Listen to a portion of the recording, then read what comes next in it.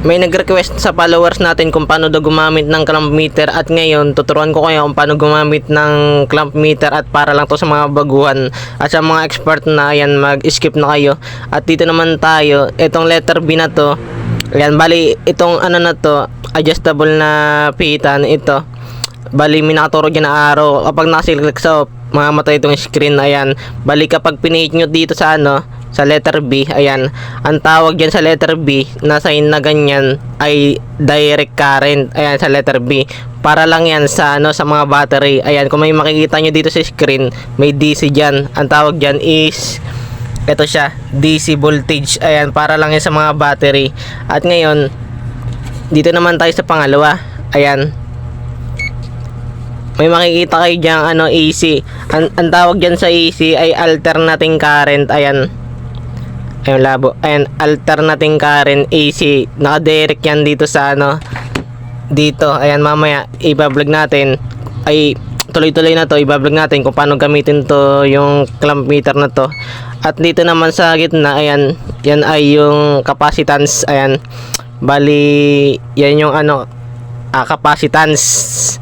Tapos iseset nyo lang dito, may pindutan siya dito sa may set. Ayan, yan naman ay sa diode, sa mga electronics. Tapos set ulit, yan naman yung buzzer.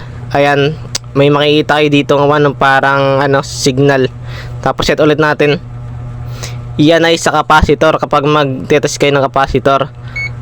Ayan, ayan naman yung capacitance. At bali dito naman tayo sa hertz.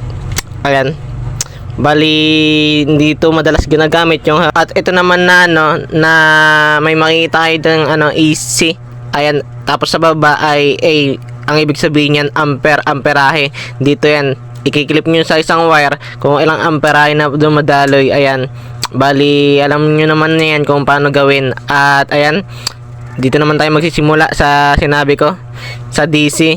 Ayan, sa direct current. Ayan, bali naka-direct current yan. Ito yung adjustable na pitan na nakaturo sa B, sa direct current. Ayan, bali may inihanda na pala ako dito isang battery. Ay, ito. Ayan, bali ayan siya. At nahirapan tayo magdikit nito na test probes sa ano, sa battery. Kung makikita nyo dito is 1.5 volts at dito ay 1.6 volts. Ayan, medyo lamang lang siya ng konti. Ayan, ganyan lang guys. At bali ito naman na ano, na alternating current. Ayan, bali ganito lang yan. Bali itong dalawa, ayan guys, medyo magulo lang, inayos ko lang. At nakaselect yan sa alternating current, kung makikita nyo dito. Ayan, sa sign na yan. Ayan, sa AC, tapos sa baba ay may voltage, para yan dito sa mga voltahe. Ang ibig sabihin nito na B, sa mga voltahe. Halimbawa, itetest mo yung isang outlet kung sira ba, kung hindi, bali dito mo makikita kung ilang volts na lang ang papasok dito. At kung makikita nyo, may nasusukat tayong 237 volts. Ayan, goods yung outlet na yan. At sa kabila naman,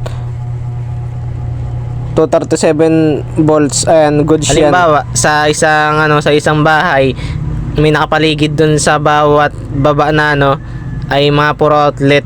Ngayon, kapag may nagpa-service sa inyo na sirada yung outlet nya, isa-select nyo sa ano, sa letter B na AC alternating current, tapos voltage. Ayan, ganyan lang. Halimbawa, may isang client na nagpa-service sa inyo, bali i-select nyo siya dito sa tinuro ko. Bali tester nyo dito kung may ano ba, may voltahe. Ayan, kapag halimbawa 1 volts na lang yung nasusukat nyo, ang ibig sabihin sira yun guys. Yun lang. Tapos kapag may nasukat kayong ano, at 236 or 230, ayan, goods yung ano, goods yung kanyang outlet. Ayun lang. At dito naman tayo sa capacitance. Ayan, bali hindi ko na ito ituturo kung paano gawin. Bali ito yung sa capacitance. Ayan, iseset nyo lang yan dito. Pagka-set nyo, ayan yung diode sa mga electronics to guys. At ito naman ay buzzer. Bali hindi na to ginagamit yung ano, yung hertz. Hindi naman to madalas ginagamit. At dito naman tayo sa amperahe. Halimbawa sa isang wire, Halimbawa, sa ganito. Halimbawa, ito, hati nyo dito. Tapos, ikakalamp nyo kung ilang ampere na pumapasok. Ayan, doon nyo masusukat. Pagkatapos, ito naman na NCB, detector to kung may power supply yung isang kuryente. Ayan, ilalapit nyo lang dyan at madidetect na niya kung may voltahe na pumapasok or wala. Pwede rin naman dito, ayan, sa kulay pula.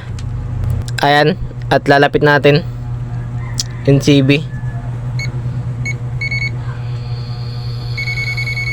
Ayan, yun lang. At kung may natutunan kayo, pa-like at pa-comment and pa-share na din. Ayan. At i-follow nyo ako sa aking Facebook page, GM Electrical Services. Okay, hanggang dito na lang. Let's go. Peace.